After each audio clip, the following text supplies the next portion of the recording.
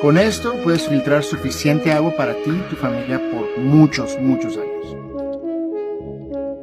Aquí el futuro doctor Porfirio está filtrando agua usando el sistema Sawyer. Tiene dentro un filtro de cerámica que te filtra hasta creo que punto 1 o punto 0.1 micrón, y eso te quita casi 90% de los virus y todo. Entonces, para el lugar donde estamos es ideal y súper ligeros, chicos, muy portátiles.